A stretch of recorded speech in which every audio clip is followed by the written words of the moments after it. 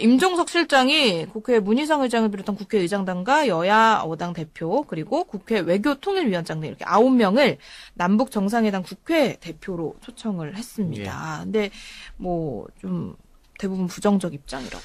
김병준, 자한당은 원래 저런 인간들이니까. 네. 근데 김병준이 또 안 간다 그러고, 손학규도 안 간다 그러더라고? 네. 손학규도 이 들러리라는 단어를 썼어요. 미친놈들 같아. 그러니까. 남북 평화에 대해서는 초당적으로 협력하겠다고 해놓고는 평화하러 가자고 하니까 들러리래. 그 뭐야 그게? 임종석 실장이 지금 평양 정상회담 준비위원장 겸직을 하고 있는데 그 9명을 초대하면서 이런 말을 남겼어요. 손학규 대표님도 정치 오래 하면서 한반도 평화 교류 협력에 대해서 강조를 했고 특히나 한반도 상생경제 10개년 계획을 발표했다. 그래서 꼭 같이 가주십사라고 요구를 했는데도 불구하고 안 했습니다. 손학규가 지금 바른미래당 당대표이면서도 동아시아 미래재단이라는 한반도 평화 동아시아에 대한 평화를 위한 상임 고문을 하고 있습니다. 근데 이 제안을 뿌리쳤다는 것 자체가 정말 정치적인 그 입장으로밖에 볼 수가 없는 거죠. 자기가 평생 얘기했던 거를 지금 막상 기회를 주니까 안 한다는 것 자체가 말이 안 되는 겁니다. 손학규 대표가 취임하고 바로 판문점 선언의 국회 비준 동의에 대해서 적극적인 긍정적인 의사를 표명했거든요.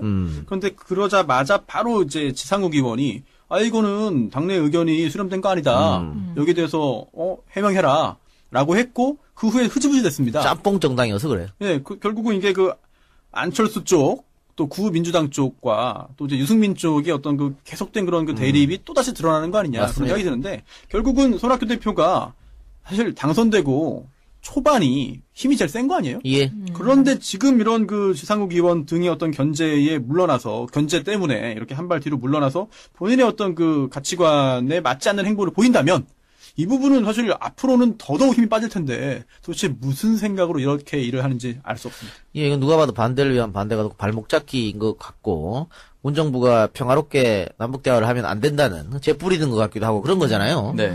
이거를 들러리 서서 반대한다는 건 말이 안 맞는데 지난번 김성태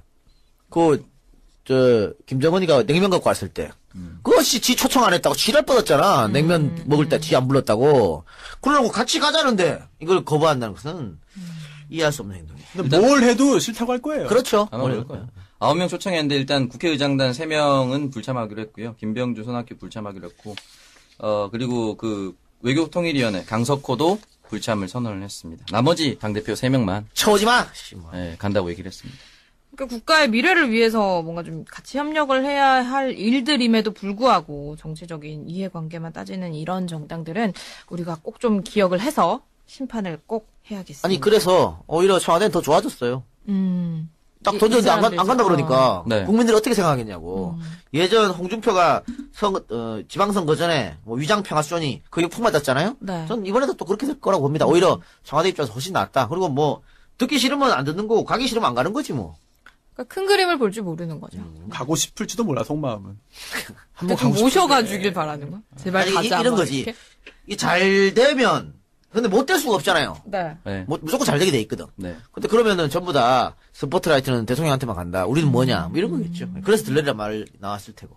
반대할 명분을 적절히 찾지 못한 거고 지금 슬로건이 새로 또 나왔어요. 판문점 회담은 평화 새로운 시작이고 평양 정상회담은 평화 새로운 미래거든요. 미래라면 아마 구체적인 로드맵이 어느 정도 들어가 있을 거라 보고 저는 지금 트럼프가 해외 순방을 극히 자제, 거의 안 나가면서 내부 선거에 총력전을 기울이고 있는데 터닝 포인트를 가질 수 있는 거는 지금 평양 정상회담밖에 없다고 봅니다. 미국 측의 어느 정도의 제스처나 적극적인 움직임이 저는 분명히 극적으로 연출될 거라고 봅니다. 네, 2015년에 굉장히 큰 혼란과 충격을 줬던 메르스가 지난 토요일에 다시 발병을 했습니다. 쿠웨이트에 출장을 다녀온 서울에 살고 있는 60대 남성이 이제 메르스 확진 판정을 받았는데 보건당국이 현재 확산을 막기 위해서 정말 총력을 기울이고 있는 상황입니다. 과잉 대응을 해도 된다라고 정부에서도 얘기를 했죠. 이 메르스 환자가 접촉했던 접촉자들의 관리가 특히 좀 중요할 것 같는데 지금 어떻게 진행이 되고 있나요? 일단 이분이 네. 8월 16일에 이제 쿠웨이트에 도착을 했고요. 네. 현지에서 이제 설사 증상 때문에 현지 의료기관을 방문을 했다고 합니다. 그리고 귀국 직전에 이제 두바이를 경유해서 9월 7일에 인천공항으로 도착을 했는데요. 이분 도착하자마자 몸이 너무 안 좋아서 바로 그 리무진 택시를 타고 삼성 서울병원으로 갔어요. 네. 도착하자마자 네, 도착하자마자 이것도 여러분 반드시 고치도록 제가 고칠 게 아주 한두 개가 네, 아니네요. 고치도록 하겠습니다. 네. 도착하자마자 바로 리무진 택시를 이용해서 갔고요. 이분은 확진 판정을 받았습니다. 그래서 이분을 기점으로 밀접 접촉자가 21명, 그리고 일상 접촉자가 417명입니다. 이 중에 이제 일반 접촉자 중에 20대 영국 국적의 여성이 있었는데 의심 증세가 좀 있었어요. 뭐 발열이라든지 이런 거 있었는데 검진해본 결과 1, 2차 모두 음성 판정을 받았고 더 이상의 확진은 없는 것처럼 보이나 메르스의 잠복 기간이 최장 2주까지 갈 수도 있다라고 하기 때문에 보건복지부 장관 그리고 행정안전부 장관이 모두 나서서 반드시 조기에 진화하겠다는 입장을 보이고 있습니다. 그런데 그렇습니다. 일단 네. 이 남성이 좀 문제가 있죠. 왜냐면은 본인이 중동에서 설사 증세로 해서 병원을 갔고 그리고 저 서울 삼성병원에 아는 사람이 있대. 의사가 아마 통화를 했던 것 같아요. 그래서 도착하자마자 다른 데 안 가고 병원을 바로 달려간 것 같고 그리고 이 아내분한테 아내가 마중 나오는데 마스크 쓰고 오라 그랬거든. 그러니까 이것도 뭐 병원에서 얘기해줬다고 합니다만 어쨌든 마스크 쓰고 오라 그러고 마중 나왔는데 아내하고 다른 차를 타고 갔단 말이야. 병원에. 그러면 본인이 메르스라는 거 그렇지. 알았네요. 내가 좀 이상하네? 메르스일 수도 있겠나 알았던 거야. 그러면은 공항에 들어왔을 때 얘기를 했어야지. 그러니까 본인이 진실을 충분히 이야기를 하지 않아서 그런 하나 문제점이 있고요. 네. 이분 입고 갈 때 그냥 설사 증상만 있다고 하고 그냥 넘어갔다고 하더라고요. 근데 물론 그거는 그 사람의 개인적 판단이니까 우리가 그걸로 뭐 죽여라 살해를 할 필요는 없을 것 같고. 하여튼 그게 잘못이고 두 번째는 공항입니다. 공항에서 못 걸러내는 거. 그러니까 일단은 이게 쿠웨이트는 물론 메르스 안전지대라고 우리가 그동안 얘기했습니다만 쿠웨이트 갔다 이 사람이 두바이를 거쳐갖고 왔거든? 그럼 두바이는 사실 안전한 곳은 아니란 말이야. 그런데 본인이 설사 증상이 있고 휠체어를 타고 왔다. 그러면 한 번 더 들여다봐야 된다. 그런데 지금 이 공항에서는 열이 안 나니까 그냥 통과시켰단 말이죠. 근데 지금 오늘도 제가 뉴스 정면승부에서 전문가하고 인터뷰하니까 이 설사도 메르스의 증상이라고 하더라고. 네. 설사 자체도. 그걸 놓친 거야. 그걸 놓쳤고 열이 안 난 거는 설사 때문에 뭐 닌겔 맞고 이랬는데 그 닌겔 때문에 열이 떨어질 수 있었다는 거지 순간적으로.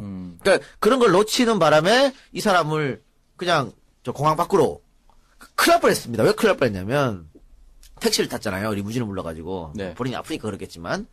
그러니까 일단은 택시 기사가 즉각 접속이 됐잖아요. 네. 택시 환자가. 근데 이 사람이 만일 택시 기사가 환자를 내려주고 서울 삼성병원에 다른 손님을 막 태우고 다녔으면 골치 아픈 일이 벌어져. 이거 기하급수적으로 막 번지니까. 근데 다행스럽게 택시 기사가 이 사람만 내려주고 집에 갔다고 하더라고. 그건 다행스러운 것이고. 그 다음에 이번에는 서울 삼성병원이 나름 대처를 잘했다.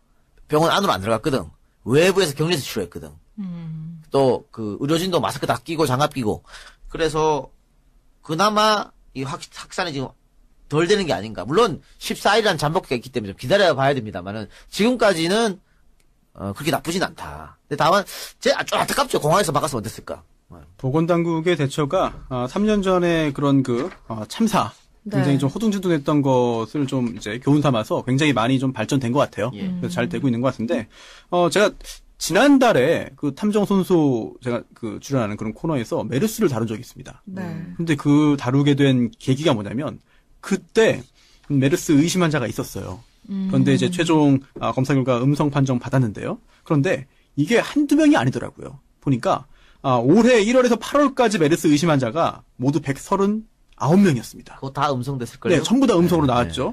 그리고 또 작년에는 220명이었어요. 근데 이게 규정을 보니까 뭐 중동이나 뭐 그 인근 지역에 다녀온 사람한테 2주 안에 그 발열이나 또는 호흡기 관련 이상 증상이 있으면 역학조사 거쳐서 바로 다 전부 다 메르스 의심 환자를 일단 분리를 하거든요. 예. 그 후에 정밀 이제 검사를 통해서 확진 여부를 이제 가리게 되는데 좀 적극적으로 사실 이번에 이낙연 총리도 말했잖아요. 이거는 좀 선제적으로 좀 불편하고 번거롭더라도 좀 차라리 과잉 대응이 낫다. 네. 그 말이 딱 맞는 것 같아요. 그래서 그동안 보건당국이 그렇게 진행을 올해 작년 다 하고 있거든요. 그렇기 때문에 그나마 이제 이번에 확진 환자로 인한 혼란이 크게 번지지 않는 것 같습니다. 예. 그리고 아까 얘기한 밀접 접촉 환자가 한 40명 되는 것 같던데. 네. 네. 지금 보건당국에서 한 명 한 명 다 일일이 살피고 있다고 해요. 너무 걱정 안 해도 될 것 같은데. 가장 좀 위험했던 사람은 그 비행기 안에 같이 타고 온 사람들이지. 옆자리도 있을 텐데. 그러니까. 근데 이분들 지금 자택격리가 돼 있는 상태인 거죠. 자택이 돼 있죠. 네. 다행히도 이코노미를 안 타고 비즈니스 탔어요. 어. 그게 다행인 거예요, 사실은. 왜냐면 비즈니스는 이렇게 좀 따로 떨어져 있잖아요. 그리고 의자 간격이 좀 멀고. 네. 네. 그래서 이 사람이 탄 거 앞 3멸, 뒷 3멸 여기까지만 이게 접촉 환자, 밀접 접촉 환자로 구분하고 옆쪽이나 이건 안 했다 그러더라고. 승무원 어떻게 했지, 승무원? 승무원도 지금 3명. 네. 승무원 3명, 앞뒤로 해서 3명에서 9명입니다. 네. 근데 만약에 이코노미를 탔어 봐. 상당히 많은 사람이 그렇죠. 화장실이라도 한번 갔다 오면 네. 그죠? 네. 그것도 역시 다행이다. 여러 가지 좀 요번에 좀 행운이 좀 다른 것 같아가지고 환자들이 많이 나오지는 않지 않을까. 참 이게 메르스가 예방법도 없고 치료법도 없잖아요. 예. 참 신기한 질병인 것 같아요. 도대체 정복이 안 되는 것 같습니다. 왜 그런지 모르겠습니다.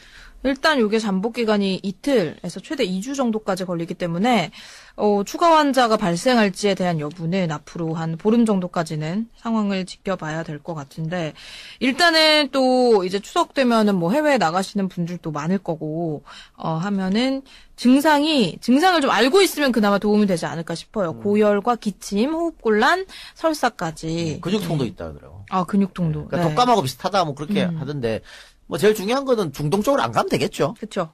근데 그런데 이게 출장 가는 사람이 그러니까 많으니까. 비즈니스 같은 경우는 어쩔 수 없으니까. 이번 건도 그랬잖아요. 네. 네. 근데 비즈니스상 갔는데 이런 증상이 나타나면 바로 1339로 네. 병원 가면 안 된답니다. 병원 가지 말고 그 자리에서. 1339로 바로. 네. 의심 증상이 그거구나. 발생하면? 아니 제가 오늘 라디오를 돌리다가 그 101.3인가요? 예. 그 TBS 영어 FM이 있어요. 영어. 그래서 영어 공부를 해보자 하고 틀어놨는데 안 들리지. 안 들리는데 1339 하나 들리더라고요. 이거였구나. 그렇군요. 외국인 상대로도 이런 걸 또 홍보하고 339 이것만 들렸어요. 네네. 그것만 들었습니다. 아, 이거였구나. 네. 네, 그래서 이렇게 이 부분까지 참고를 좀 해주시면 네. 좋을 것 같아요. 병원 가면은 그러니까 저번에 2015년도 네. 네. 그때 우리가 박살난 거는 환자가 마음대로 병원을 돌아다니기 때문에 네, 박살난 거거든. 맞아요. 들어가서 뭐 엑스레이 찍고 환자랑 접촉하고 의료진과 접촉하고 그래서 난리 난 거지 않습니까? 그래서 병원 같은 데 절대 가면 안 된다.